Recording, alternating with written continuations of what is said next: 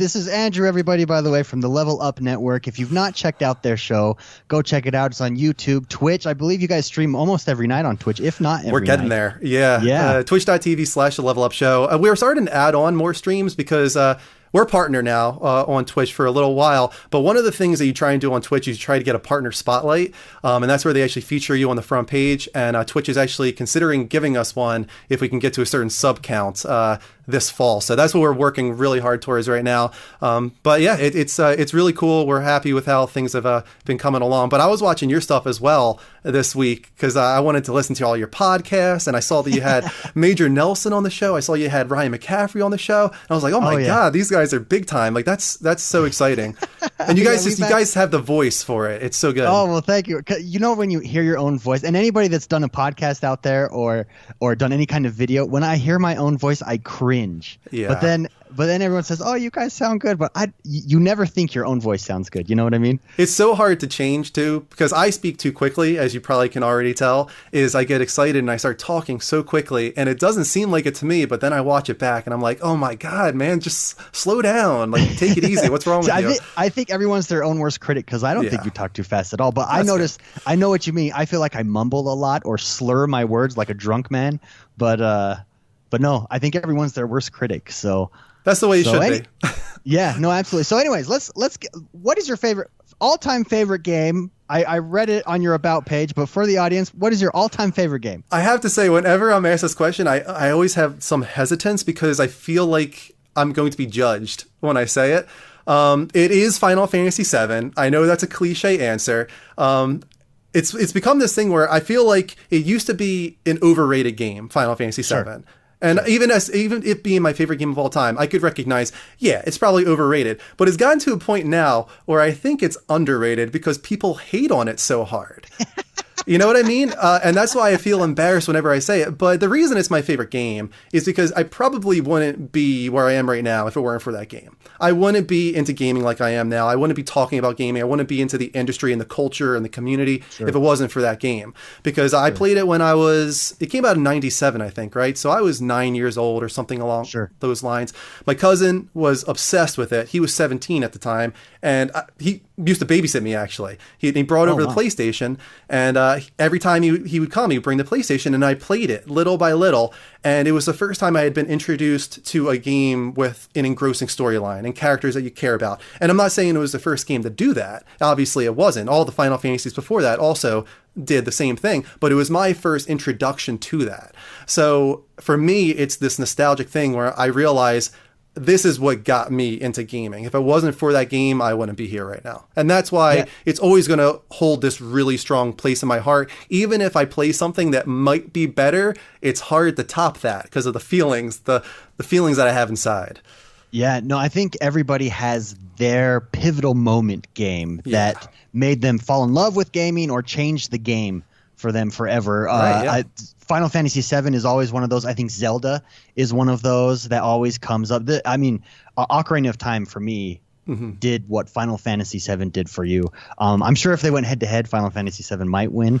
Nowadays, as I said, I don't think it would anymore. But Ocarina of Time did that for me, being in this world and just completely immersed. The ultimate medium of entertainment where I wasn't just watching, I was actually the main character and felt like I was in a movie and living this life, right? So that is fantastic. On the current console, so the Level Up Network, you guys do pop culture, movies, comics. Yeah. But you're primarily, as far as gaming, you're primarily a PlayStation podcast, or that's what you focus on a lot. On the current generation of console, what is your favorite game? Oh man, so far, it's like the more recent games come to my memory, like Uncharted 4 this past year, even Final Fantasy 15. For all of its flaws, and it did have plenty of flaws, I have to say, there's something about that game that really, really hooked me. More so than a lot of Final Fantasy games have done in a long time. They went through a kind of a dark period there, Final Fantasy with 13 series, and then 14 had a whole bunch of problems before they rebooted it. And 15, for me, even though it kind of changed up the formula, I felt like it brought back a lot of those feelings that I missed from Final Fantasy. So that one's definitely at the forefront right now for me. Let's see here. What else did I really like in the PS4 generation? There's been a lot of smaller titles that have really grabbed me. Not PS4, and actually more associated with Xbox One, but Inside was amazing. Yeah. Awesome game. That was good. Now let me get you, because this is very controversial in Inside, and it's controversial just among the three of us in our podcast. Mm-hmm. The ending. Love it, hate it, didn't care. When I first saw it, I was just kind of indifferent. It just kind of left me numb inside, and I didn't know what to think. And then I did the secret ending, and then I started going around forums, because once you see that ending, you're like, wait a sec, hold on. Like, what did this even mean? Like, I just went through this whole entire thing, and the ending is so surreal with the blob and all that. And I was like, I gotta research and see what other people think of this ending. And the more and more I looked at what other people thought, I was like, oh wow, this is really interesting. Like, I see what they were trying to do, and now my feelings on the ending are changing to where I'm kind of pretty positive on it. And that's a weird thing, right? Because like, shouldn't I be thinking about what my immediate action was to that ending? And it wasn't the best, I'll admit it. Like, my immediate reaction was that was kind of lackluster and underwhelming. But now I'm like, okay, now that I know what they were going for, and I can see all the theories and the predictions and the speculation, I like it. Sure. No, absolutely. So I had the same reaction as you. I liked where I thought they were going with the game. The ending came, and it was a total kick in the stomach to me. Like, I don't know what just happened, but they had a completely different feel than the whole rest of the game. Not at all what I thought it would be. Mr. McSpicy, he loved the ending. He thought the ending was great. So I think initial reaction to that game was you either loved it or it was a what moment. Yeah. If you remove the ending entirely, the rest of the game I think is remarkable. How the puzzles just constantly change, and how the environment is so incorporated into those puzzles, and just the graphical design, the artistic design, it's just top notch. They spent 5 years on that game even the mood or atmosphere of that game is just so fantastic. What a great pick. Yeah, absolutely. I would 100% agree with you. And another small one that I finally just got around to playing, and I've wanted to for a long time, Jonathan Blow's The Witness. Oh, I have not yet played The Witness, but I hear it's great. What draws you about that game? The puzzle aspect, or? I used to be really into puzzle games when I was a kid. Sure. I used to love Myst and Seventh Guest and all those PC puzzle games. Goblin's Quest, King's Quest, all those are more adventure games. But when I saw the first trailer for The Witness, I immediately thought, okay, this looks a lot like Myst. And I also got some Lost vibes because of the whole island, the TV show Lost, and the mystery surrounding the island and all of that kind of stuff. It took me a while to get around to it because I had so many games I wanted to play, and I knew that it would probably drop in price or go to PlayStation Plus. So I waited it out, and I just finally, about a month ago, got around to playing it. And I have to say, it might be my favorite puzzle game of all time at this point. Yeah, I mean, everyone raves about it, for sure. And doesn't it build, to my understanding, and I've not played it, so correct me if I'm wrong, but from my understanding, each puzzle builds upon itself, and without you realizing that it's building upon itself and teaching you new things, without you realizing it's teaching you new functions. It's the epitome of a game not hand-holding.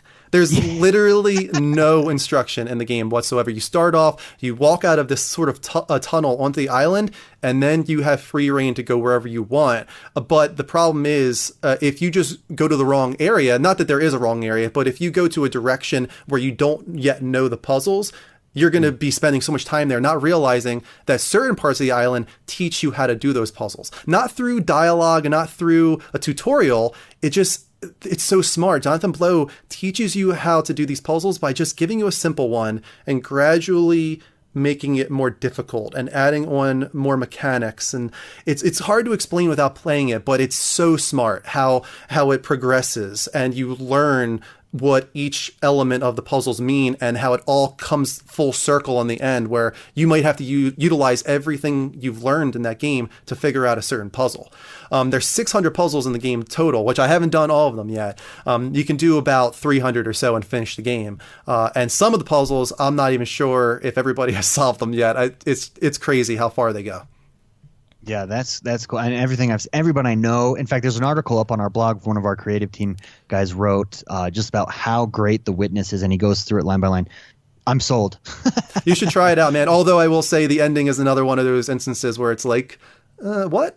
Is that all you're going to give me? I've got a little bit of a pet peeve with spending a really long time on a game and then feeling like either the ending was rushed or it's a little bit too ambiguous and it doesn't provide enough closure. I'm okay with ambiguity, don't get me wrong. I need a little bit of a satisfying feeling after spending 30 hours with a game. Absolutely. That's what we dealt with in like the NES generation, where you would spend all this time with a game and then it would say thank you for playing. And that was okay back then, but now I feel like, okay, come on, like give me something, put some production value into your ending.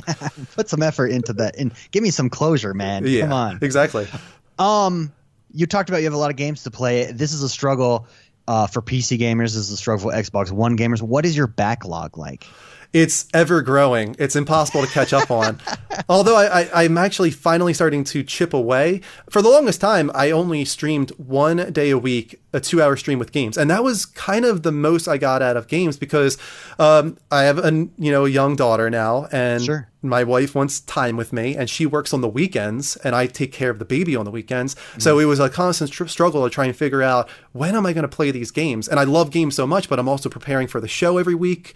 There's a whole lot of stuff that I do in the background for that. But now my wife has become so supportive recently with the show, and she really wants to help it grow, as that's why she's starting to stream herself, and she's allowing me to stream 12 a.m. to 2 a.m. 3 days a week now. And then I also stream games with her on Wednesday. So I'm finally starting to chip away. I beat Resident Evil 7 recently. I beat The Witness. I'm going through Horizon Zero Dawn. But man, there's so many games that I started that I never finished. Like even Grand Theft Auto 5, I never finished that. And I would like to get around to that. Ori and the Blind Forest. I'm 77% of the way through that. I never finished that. There's so many little things that I would love to get back to. So it'll be impossible. By the time I finish 2 games, another one will be added on that I need to play. So we're big on we call ourselves the Positive Gaming Community and Xbox Podcast. And you guys are, I have to say. Yeah, no, thank you very much. But with the Positive Gaming, we always ask this question. We asked it to Major Nelson. We asked it to Ryan McCaffrey. And you talked about it a little bit there. Mm-hmm. How do you balance life and gaming? It's so difficult. And what has worked for you? There's different theories. There's different methods. But what do you think works for you the best? What advice can you give people out there struggling to balance gaming and life? I think for the longest time I was failing at it until recently. Because as a gamer, for me to only get 2 hours a week in, I'm sure some people scoff at that. That's ridiculous, right? But the games are so long, and there's so many of them, and that's why I find myself gravitating towards the indie stuff. The small indie stuff, the 2 to 3 hour stuff. What Remains of Edith Finch just came out, and I'm hearing that's an amazing experience, about 3 hours long. That totally hooks me. When I hear that it's 3 hours long and I can beat it in one sitting, I'm like, awesome, I am there. I can't wait to play that, because when you get something like Horizon, which is amazing, I'm loving Horizon, but knowing that it's 40 hours long, I'm just like, oh my God, by the time I finish this, I'm going to have another 10 games I've added onto my backlog. But it really all depends on what's going on in your life, how old you are. If you're in our situation where you have a wife, you have a kid, let's be honest, it gets tough. It gets more and more difficult. Yes. But if you're really passionate about it, I think your significant other will realize that. They all start maybe playing with you. If they're not involved, try and get them involved. That's the best. Is I love when Kristen gets involved in my game streams or plays games with me or watches me play games. And shares in that passion. That's so exciting for me. So that's something, if you have to work towards, it's definitely worth it. Yeah, no, absolutely. And I know a lot of people, they're probably asking, sitting in their car driving on their way to work, thinking, well, how do I get my wife involved? How do I get my girlfriend involved? What games? We could do a whole show on that. Yeah. What games do you recommend, or what games have worked with you and your wife? She is a total old school side scroller. And I've been trying so hard to get her adapted to 3D controls and camera controls, and she's having such a hard time. And I know she'll eventually get the hang of it. If she really wants to and she puts herself towards it, she'll get the hang of it. But I find that she enjoys the side scrollers, and that's why we started Ori and the Blind Forest, which she is loving. And that's really exciting to see, because she's good at it. And when you're good at something, it's more fun. So I'm trying to think of all those new indie side-scrollers that she can play, because they're still there. It's not like they've gone away. There's plenty of side-scrollers to play nowadays. Absolutely. Well, I'm glad you mentioned Ori and the Blind Forest. And your wife has a video up on YouTube of her playing Ori and the Blind Forest. Yes. But what's so good about it, my wife actually watched me play that game. The story of that game, and combine that with the music. The music is fantastic. Gareth Coker did the music there, and beautiful, beautiful music adds to the emotion. But that's a great game. My wife watched me play it, and I think finally understood. Now I get why gaming is fun. It's a story. It tells. It's an experience, right? So that's a great pick. One that's not usually picked. A lot of times it's Lego games. Minecraft is pretty popular, stuff like that. But Ori and the Blind Forest, and that's cool that she's in the side scrollers because a lot of side scrollers are hard. Ori and the Blind Forest gets very difficult as you go on. It has this progression towards difficulty that I think she's going to be okay with. She's actually really good at side scrollers, and it's cool to see that. But yeah, those first 10 minutes, as anybody who's played the game knows, it hits you, man, in the gut. And I totally forgot that it started that way. I was just thinking, this is a great side scroller. She's going to love this. And I forgot the emotional punch at the beginning, and it tore her to pieces. It was very sad to watch, although I was laughing, but that was because she couldn't stop crying. Like, I couldn't get her to move on. She became so attached to this cute little creature in just 10 minutes. And that's a testament to the storytelling, the music. As you said, it's amazing music, which is on Spotify. Everybody should listen to it on Spotify. Just awesome game. Yeah, no, really good game. So you guys also talk about movies a lot in your shows, on your your different videos on YouTube's. What is your favorite movie of all time? Shawshank Redemption. I can say that without any hesitation. Look at that. No hesitation. That is my favorite movie of all time, and I'm not too embarrassed to say that one. I mean, if you look on IMDb, I think it still is the top-rated movie of all time on there. So I'm definitely not alone in feeling that way. I've got so many favorite movies, and I've been trying to chip away at that as well, because that's for me one of the bigger issues too, is how do you balance not just gaming in life, but gaming in television, gaming in movies, because TV is better than ever. It's the best it's ever been by far. And then movies on top of that, I'm never going to give up on that passion. So it's a constant balance, but Shawshank Redemption is my favorite. How about you? How do you, myself, it's a toss up. It's always Gladiator, and it's always been Gladiator, but sometimes Tombstone makes its way into that number one spot, depending on how I feel. Usually in the summer, when I want to be a cowboy, Tombstone is number one. But Gladiator, I love Gladiator. Those are two very good choices. Yeah, no, absolutely. What's your favorite movie genre? But yeah, as far as movie genre goes, it would probably be drama, because I am one of those guys that likes to be emotionally affected by everything. TV, movies, games. I love anything that can actually make me cry, and that probably sounds sappy, but that's like the testament to me that a movie has grabbed me. If it can actually get me to that point where I push everything to the side and I let myself let go and actually cry, that means something. And that's why Shawshank Redemption, Green Mile, American History X, Seven, although Seven's more of a suspense, but anything that can really emotionally affect me is what I'm going after.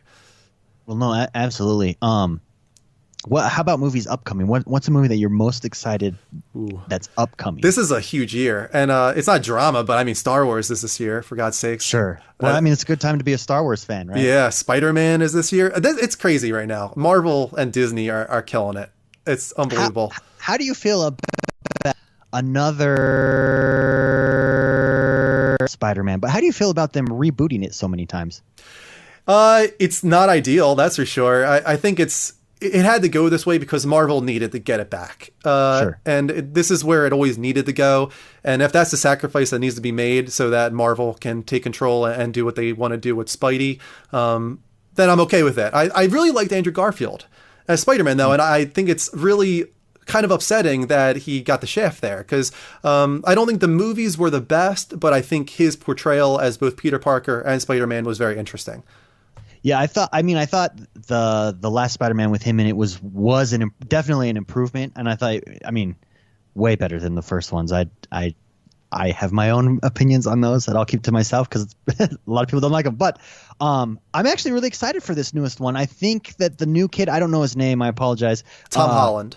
Tom Holland. I think he finds that perfect balance between I'm a jokester, I'm Spider-Man, I'm his teenager just having fun, and also, hey, I'm Spider-Man saving the world. Yeah, no, I agree with that. He definitely has the charisma and the snarkiness, and the one concern I see a lot is that people feel like Tony Stark is going to be a little too involved, but I think they're just showing all the Tony stuff in the trailer. They want to hook people with the Tony stuff, and then later on in the movie, you're going to find out, he only has like 5 scenes. Yeah, I was talking about Tom Holland. He's perfect because he's young, and it's cool to go back to like a high school Peter Parker. But he has the jokiness, he has the snarkiness, he's got the voice for it, he's got the physicality. It seems like he's doing a lot of stunts himself, from what I can see in the behind the scenes, set pictures. The one concern I'm seeing a lot is people are worried that Tony Stark is going to be too involved, and it's going to take away from his growth. It's going to be like, he needs Tony Stark, but I feel like that's we don't know yet. I mean, all we've seen is the trailers, and they're showing a whole bunch of Tony stuff in the trailer because he sells. Everybody wants to see Iron Man. Everybody, he's a draw, absolutely. 100%, he's a draw, and I think that's why the trailers are giving a lot of Tony, and then the movie's going to come around, and he's going to have 10 minutes, 15 minutes, and he's going to be there pushing Peter. But I expect by the end of that movie, he's not going to help Peter at all. He's actually going to refuse to help Peter, and he's going to make him have to do it on his own. So that's what I'm expecting, is you're going to see a lot of growth in Peter Parker, because Iron Man kind of screws him over at the end. It's like, nope, this is all you, kid. You've learned. Now handle it yourself.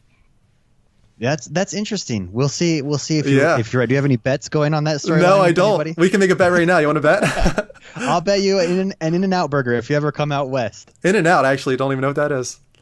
Oh, it's a really famous West Coast started California burger joint. Okay.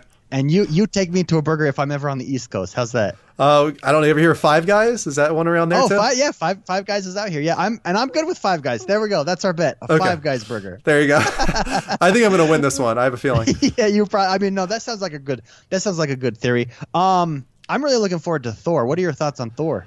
Total surprise there. I think a lot of people were taken aback by that trailer in a good way. Sure. A lot of Guardians of the Galaxy comparisons, of course, and I don't think that's a bad thing. It's Dean's on our show, right? And he's the Power Up guy. Dean and Greg, they do a weekly show called Power Up. They talk about comic books. They're very much involved in that, and they're more knowledgeable than I ever will be. But they are getting annoyed by all the Guardians of the Galaxy comparisons because they feel like people are using it in a derogatory way, I guess. No, I find that as a compliment. Guardians of the Galaxy is one of my favorite of the Marvel series movies. Yeah, that's not uncommon. I know for me personally, I watched it way after when it came out on Blu-ray, and I think the hype was just a little too high for me. I liked it. Don't get me wrong. I still liked it, but I was a little like, I didn't like it as much as everybody else did. Sure. So I'm curious what Volume 2 is going to do for me. But when it comes to Thor, I think it looks awesome. They're showing like a lot of comedy, I guess you would call it. But yeah, I mean, the concept is pretty dark. It's Ragnarok. It's the end of Asgard. Like he's taken prisoner. I'm sure he's going to be tortured or something. I have a feeling it's going to be forced to fight the Hulk. Yeah. I don't. I'm with you. I am worried that they'll go a little too jokey because I think at the end of Thor 2 that they went that direction and I didn't like it. I mean, I still liked Thor 2 overall as a movie. I think the first Thor was better myself. I do fear that, but I don't think it will. I really don't. I'm with you. I think all the funny parts are in the trailers. Right. I think it'll be much more dark and serious. Once again, that's the draw, right? You got to appeal to as many audiences as possible. So you throw those jokes in there, you get those guys on board, and then the hardcore Marvel fans, they're going to be in the seats no matter what. I mean, let's be honest, they're not going to skip it. So, yeah, no, absolutely. PS4 Pro. Have you purchased one? Will you be purchasing one? What are your thoughts? I'm a hypocrite. Me and Dean and Greg were all down on the PS4 Pro when they announced it. We don't like the idea of iterative consoles. We like 6-year console generations. We like it being kept simple. The thing is, like, we like that consoles are separate from PCs. You know, if you want a PC and you want that modifiable structure, that's cool, and I understand it. There's a PC for that. I've always kind of liked that the consoles are different, and I worry that iterative is just the step towards modifying your console. And I don't want it to go in that direction. I want consoles to stay consoles. I want PC to stay PC. I might be in the minority there, but when they first revealed PS4 Pro, I was like, is this the beginning of the end? That was my first feeling on it. Then they announced the price, and I was like, $400. Okay, that's not bad. I see what they're going for. It doesn't do true 4K, but it does 4K upscaling. They're trying to get there without getting the price too high. And then I saw Horizon on it, and I was like, oh my God, am I going to be buying this thing? Really? And then it was around Black Friday, and it was like $320 on a site. I can't remember which site it was. $400 is what it launched at, right? And then Black Friday, it's $320, and I found that I could sell my OG PS4 on eBay for $250, and I was like, why not? I mean, it's in the end, it's going to cost me like $90 to get this thing in total. So I sold my OG PS4 and I got a PS4 Pro for what ended up being like $90, and I don't regret it. I'll be honest, I don't regret it at all. It's gorgeous. Horizon looks absolutely phenomenal on it. I can't believe how great that game runs with everything that's going on, with how beautiful it is. It's open world and it never drops. The frames never drop. Yeah, I've watched a lot of Let's Plays of that. It's a gorgeous game. So I imagine the PS4 Pro does it justice, definitely. So what about Scorpio, though? Do you think that's going to be Xbox's PS4 Pro, or are you looking at it as the start of a new generation? No, I'm not looking at it as the start of a new generation. It's definitely an iteration. Phil Spencer has come out and said generations are done. Basically, that it will always be these iterations, and I take a different stance than you. I actually like that myself. I just like that all of my games I'll be able to play now. I think ultimately it's good for gaming, but I do see the argument that consoles, there is something special and unique about a console. Well, on the Xbox we grow side, up with, that we have, Well, they've already started to get away from that. I mean, everything that you can play on Xbox, I believe you can play on PC, right? So, so all of so it's called Play Anywhere. So all of their Xbox One titles, their Microsoft titles, like Forza Horizon 3. If you buy it on the Xbox, you can also play it on the PC. So you get a PC copy and an Xbox copy. So yeah, that does I see your point. That does take away from the uniqueness of the console. I like it as a gamer because if I have a ballsy computer, why not? No, I definitely agree with you there. And if you already had both of them, it's like, oh, cool. Now I can play it on both. I can go back and forth. Yeah. That's awesome. And I'm sure it looks absolutely amazing on the PC, especially if you've got a beefed up PC. But I had this moment last year where, Gears of War 4 came out, and I was like, man, Gears has always looked cool, but I've never had an Xbox, and it'd be kind of cool to play this game. And I had this moment. I was like, wait a sec. We just built this awesome PC. I could play Gears of War 4 on the PC, and I was like, wow, I don't need an Xbox anymore. And I know it all benefits Microsoft. It's not like it doesn't benefit them and Windows and their whole message. It was a moment for me where I was like, has the Xbox somewhat lost its identity by allowing itself to put all these games on PC as well? Sure. No, I think that's a valid question. My personal opinion is, I think what Xbox is trying to do is, Xbox is a brand, and for better or worse, I think it's one of its most popular positive brands that it has, that Microsoft has. And I think they're trying to, for instance, when you buy a Windows 10 computer, you have the Xbox app on it, right? You can store all your games, you have all your achievement scores. I think they're going for the brand. So I think a console is going to be a part of that brand. But eventually, I see cross-platform play coming for all games. I think third parties are going to jump on it, and you'll be doing it through your Xbox app on your PC if that's where you choose to play. From a business standpoint, I think it's great for Microsoft. Yeah, I think so too. But I see them building it as a gaming brand, all encompassing. Yeah, Microsoft's been leading the way in a lot of cool initiatives recently. You just talked about cross-platform play. They're the ones that were like, yeah, let's make this happen. Now it's on Sony to follow suit, and I don't know if they're going to, but I mean, I've always thought about like, how cool would it be if everybody playing Call of Duty, doesn't matter which console you're playing on, we can all just be together. We can all be a community, positive gaming community all together. And then on top of that, recently with the self-service refunds. That's awesome. Digital refunds. That's the kind of stuff that's great. Xbox doing that kind of stuff pushes PlayStation and hopefully Nintendo to follow suit, and everybody benefits from stuff like that. So yeah, no, absolutely. I'm so happy we're in agreement, because that's the one thing. For instance, and there are PlayStation podcasts out there or Xbox podcasts where they're all about the fanboys and say, "Oh, we're going to beat PlayStation," or "Oh, PlayStation's crushing Xbox." But if Xbox wasn't in this position where they're trailing, I don't think Xbox makes any of these adjustments. I don't think they're forced to. And so the competition is healthy, and it only benefits us as gamers. It keeps flipping around, right? Because last generation, the 360 was the leader by far. Maybe not in sales by a dramatic margin, but as far as mind share goes, the Xbox 360 was by far the leader. There's always this like thing you can do each generation, right? Where you can talk to somebody who's not at all ingrained in gaming culture and the community, and what do they call a generic gaming console? It's like, oh, he's playing on his Xbox, even if it's not an Xbox. It might be a PlayStation or Nintendo, but they say, oh, he's playing on his Xbox because it's become so a part of the zeitgeist that that's what people know at that point, especially if you're not involved in gaming.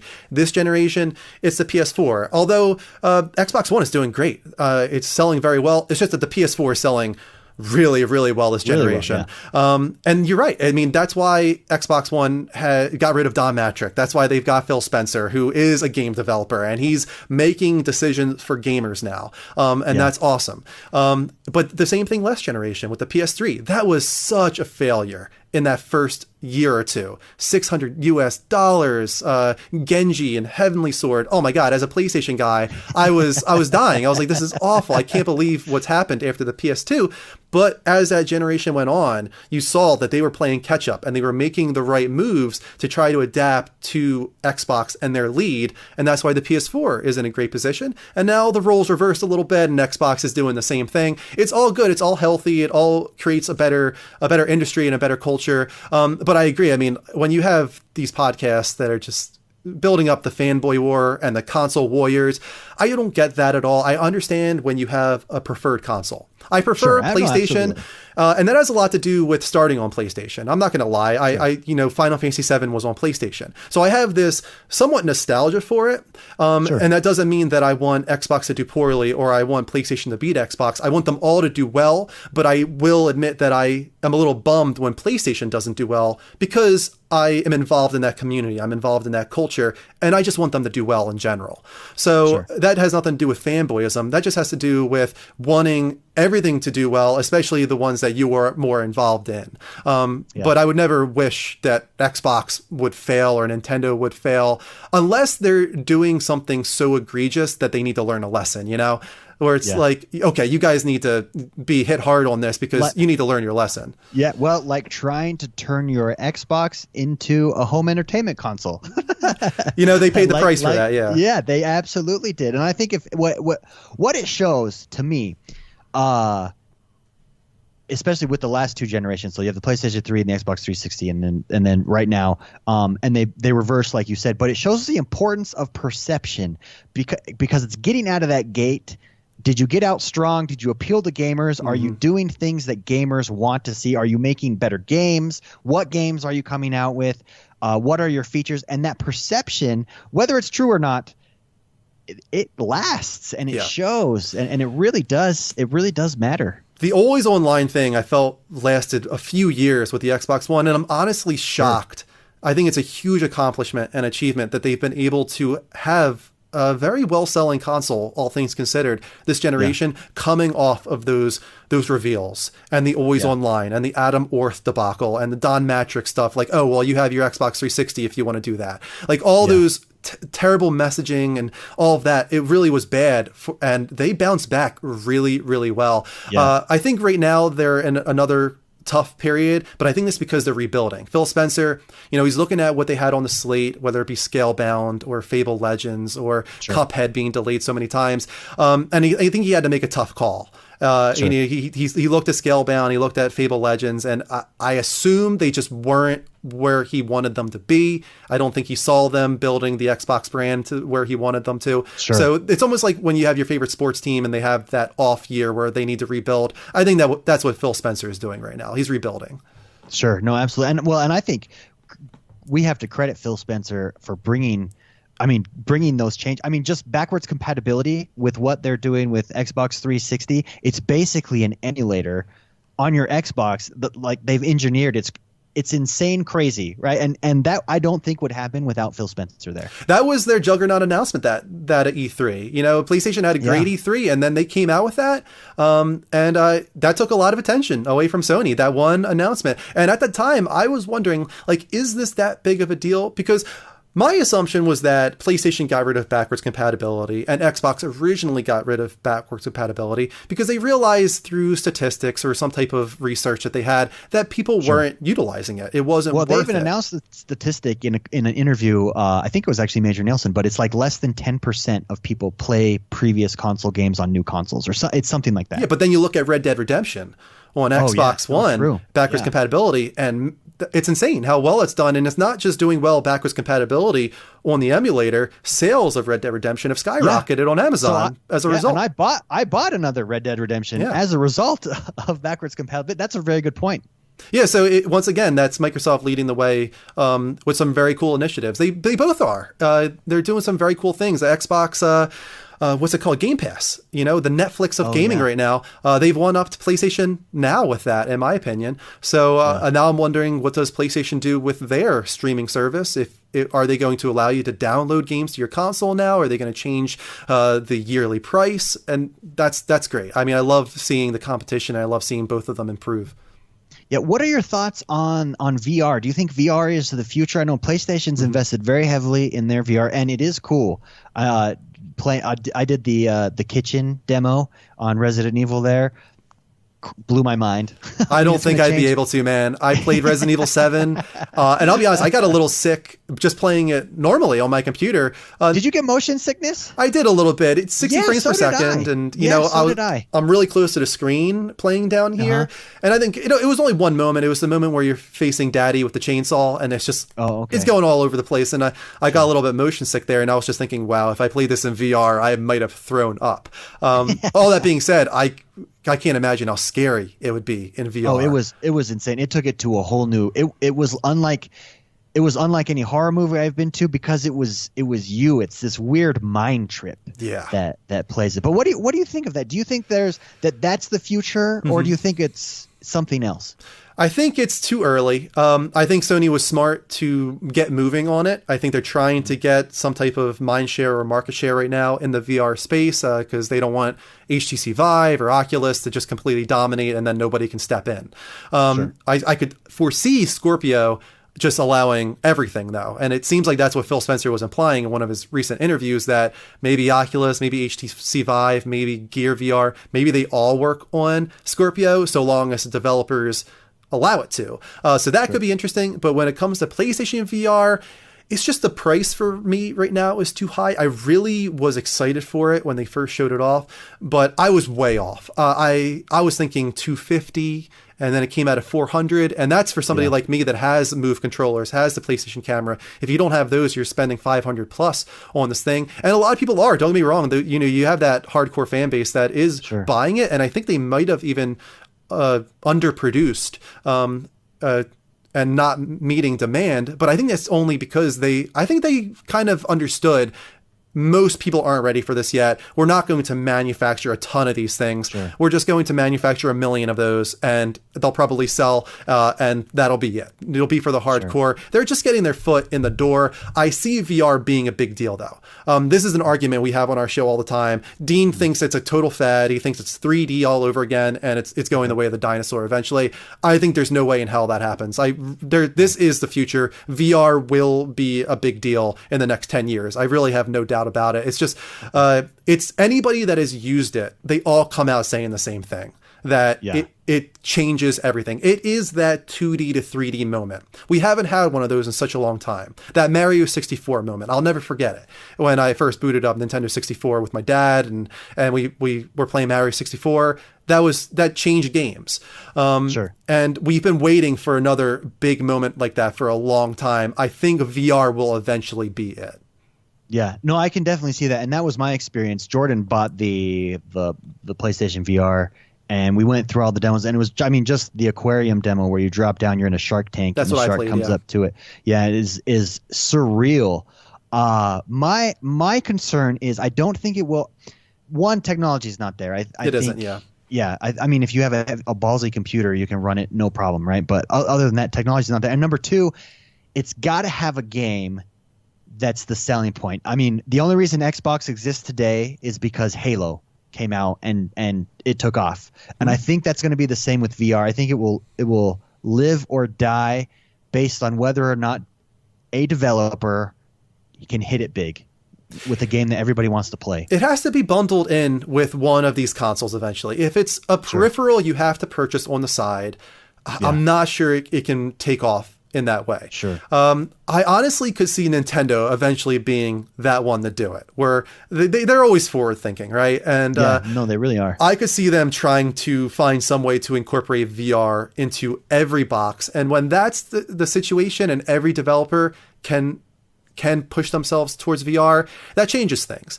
And it needs that moment, that game, and it doesn't have it yet. Resident Evil 7, I heard, is awesome.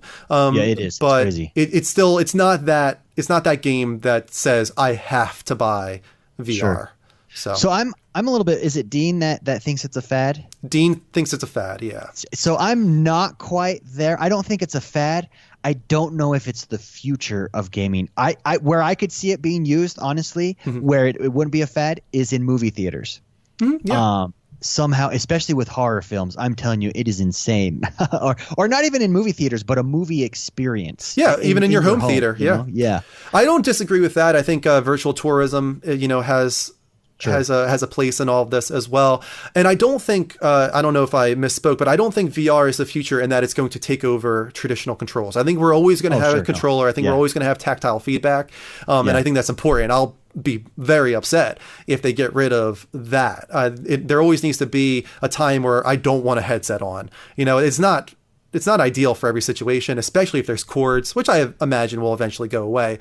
But I'm always going to want to have those situations where I just want to sit on the couch. I want to relax. I don't want a headset on. I just want to play a game normally. And that was the problem with me for like Wii and Wii U. I really couldn't get into those because I just wanted to play normal. I wanted to play a normal game with a normal controller. That's just me. And I understand there's the Wii obviously did amazing way back in 2006 or whatever. But I'm more traditional, I guess. But I could see VR headset, traditional controller with a lot of games in the future and seeing that be a very big deal. Yeah, well, exciting times anyways. It's exciting. It's going to be exciting to see where it takes us. Speaking of Nintendo, Switch, thoughts on the Nintendo Switch? I have to say it's much better than I thought it would be. Okay. Mike, he used to be on our show, but he bought it recently, and he can't believe how much he likes it. Because he was so down on it, as a lot of people were. Really? I mean, there was a lot of people down on the Switch, and it had a lot to do with the Wii U. They had to prove themselves. There's nothing wrong with that. They're coming off the Wii U. They needed to prove themselves.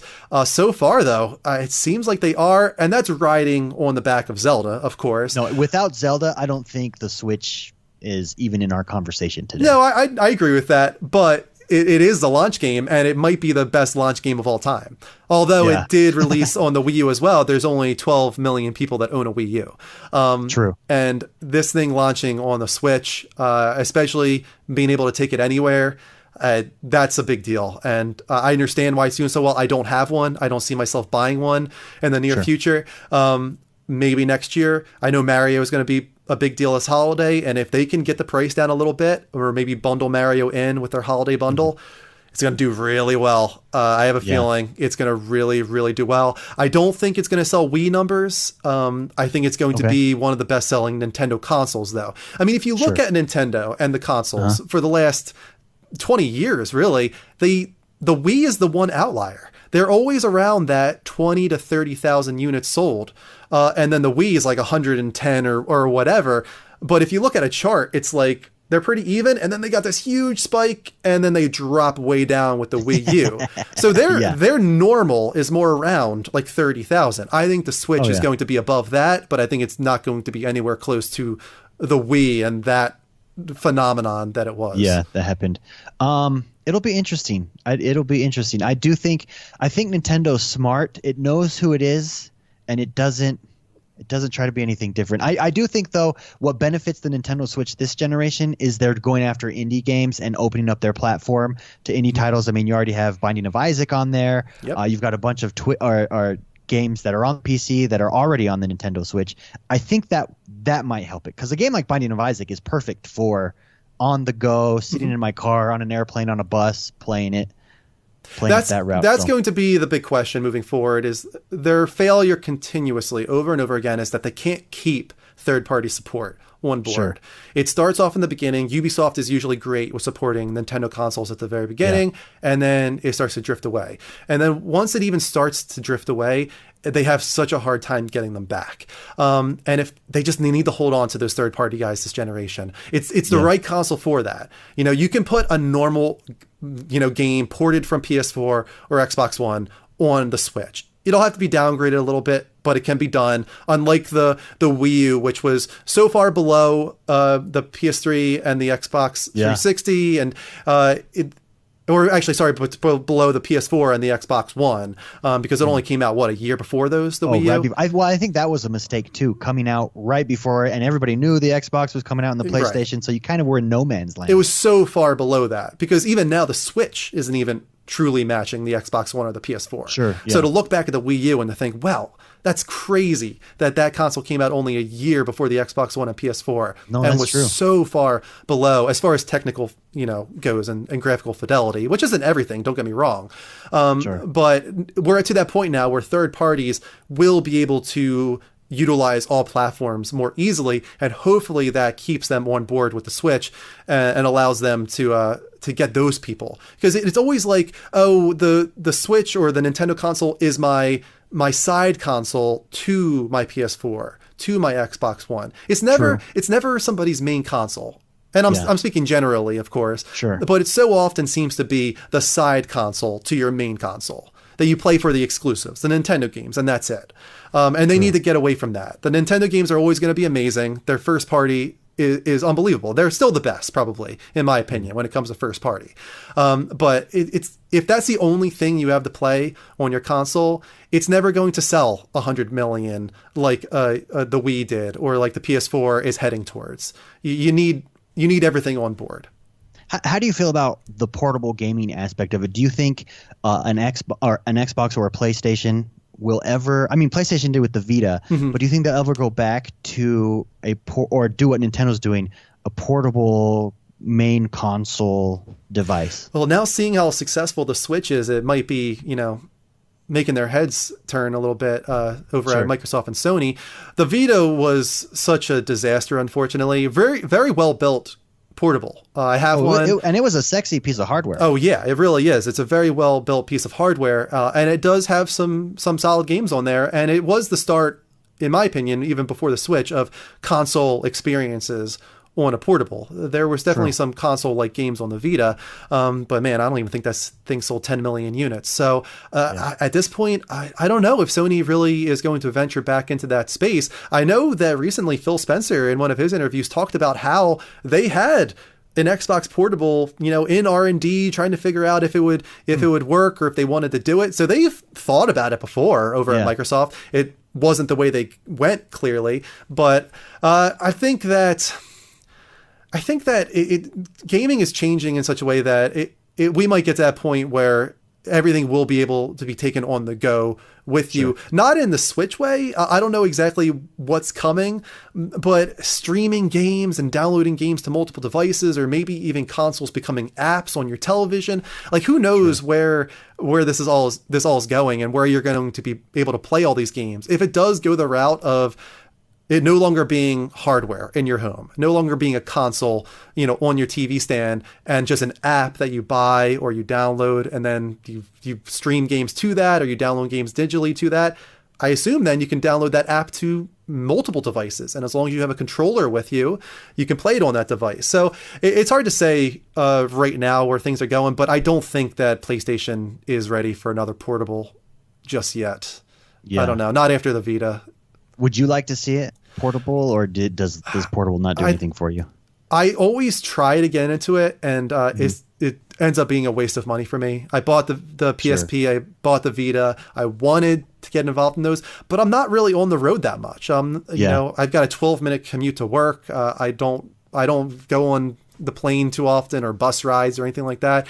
If I'm playing a portable, I'm sitting on the couch in front of my TV, which I could be playing it on. And that's what's great about the Switch, is that you can put it to your TV. But I will say, if I were to get a Switch, I don't think I probably would ever take that thing out of the docking station. It would be on the TV all the time. I don't play games portably. And that's why I almost wish that the Switch had a version, I don't know how it would work or how much cheaper it would be. A permanent console. Yeah, just a console version that just plays on your TV. Get rid of the screen on the handheld. Just have this little box that hooks up to your TV. Probably would be very tiny considering how small the Switch is, and that's it. You just play it on your TV and maybe knock off $50 to $100, and that's it. That's not a bad idea. Anyone at Nintendo listening, there you go. For me, I would buy that version personally, just because I really don't think I would be taking it on the go with me. Sure. I've moved past that. I don't do portable too much anymore.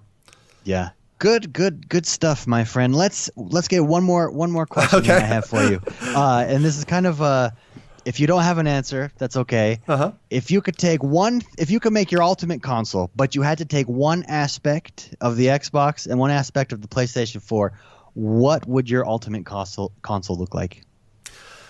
I still think that PlayStation has never matched Microsoft when it comes to their online infrastructure, and just the multiplayer aspect of Xbox. It just seems so strong, and I don't know if that's just because we associate Xbox with that. Sure. But it just seems like when you think about multiplayer and you think about playing with your friends and all that, I still think of Xbox. And I feel like PlayStation has always been playing catch up in that regard. Their interface, their UI, I like Xbox in that regard. I think they're really clean. I think it's real sexy. I like that about Xbox. And Sony goes for a more simplistic, minimalistic approach, which is also nice. It's very clean, very sleek. But I do look at the Xbox sometimes and I'm like, oh, that looks real nice. I like the way that looks. I like the menus. I like the party system and the infrastructure there. I do think they took a little bit of a step back from the 360 to the Xbox One, but in that regard. But I do think that Xbox is a little bit of a leader in that regard, and I would like to see PlayStation step up there. As far as my ultimate console goes, I think this would be bad in a lot of ways, and it's greedy to even imagine it. But the idea of being able to play all games on one console, one community, no more fanboyism, just everybody all together playing games. That's an awesome idea. Competition then goes away, which is a very big negative. But I just think it would be so cool to get rid of all the fanboyism when it comes to consoles and just have everybody play in the same spot, everybody play together. And if we're talking about like positive gaming community, that would be the thing to really push it in that direction. So the mega console, everybody playing together, one machine would be so cool. Yeah, he is Andrew from the Level Up Network. Andrew, thank you so much for being on the show. Where can people find you if they want to connect with you, if they want to connect with Dean or Greg or the show? Check you guys our main push is still Twitch. We're very involved in Twitch, and our gaming talk shows on every Sunday. So go to twitch.tv/The Level Up Show. We're still The Level Up Show on Twitch because that's what we started as. We've moved on to the Level Up Network because we've added on all these shows, but for the longest time, Twitch didn't allow you to change your name. So we just kind of stuck with twitch.tv/The Level Up Show. We're on Mondays through Fridays with gaming variety streams, and then Sundays 10 p.m. Eastern time, all of us get together. We talk about all the news from the week. We do special segments. As you said, we have some people either call in or submit questions. We have a topic of the week, and we even infuse a little bit of pop culture and movies and television in there as well. Twitch has become a little more lax on that recently. It used to be where games, don't do anything except games, but the past year since Amazon has bought them, they've been a lot more lenient on allowing you to bring in some movies and bring in some television, which we love because we're almost as passionate about TV and movies and comics as we are about video games. So you guys can check us out there. As I said, we're really excited right now. We're making like a really big push trying to get more subs because if we can get this partner spotlight by this fall, that puts us on the front page of Twitch for a whole week. And I've seen what that does to other channels, and that could really be that could change our lives. It really could. Absolutely. We all have full-time jobs, as I'm sure you do as well. Like the dream is to be able to put more time into something like this and really dedicate ourselves. So we're really hoping that this partner spotlight could change everything for us. But as far as other content goes, YouTube is really big for us. We have exclusive shows on our YouTube. We archive a lot of stuff we do on Twitch at youtube.com/The Level Up Network. Do some video blogs and whatnot. Twitter at The Level Up Network, level spelled LVL. Patreon, I know you guys do Patreon, do very well on Patreon. You guys have a really cool setup there. We're in the same boat. I mean, you talked about how at the beginning our show looks so much different. we've come so far thanks to our patrons, and we're just so grateful to everybody who joins us there. So that's patreon.com/levelupnetwork. Yeah. And I think that's everything. That you nailed it. You nailed it all. I hate to plug myself at the end of your show here. It's always a little awkward, but yeah, no, that's great. Go check out the Level Up Network. Use your Amazon Prime on them on Twitch. If you want positive gaming, you like awesome communities, they definitely have one. If you've got a PlayStation, go check it out. You want to hear about their movie reviews, pop culture, superheroes. You guys talk about superheroes and comics all the time as well. Go check it out. The Level Up Network. He is Andrew.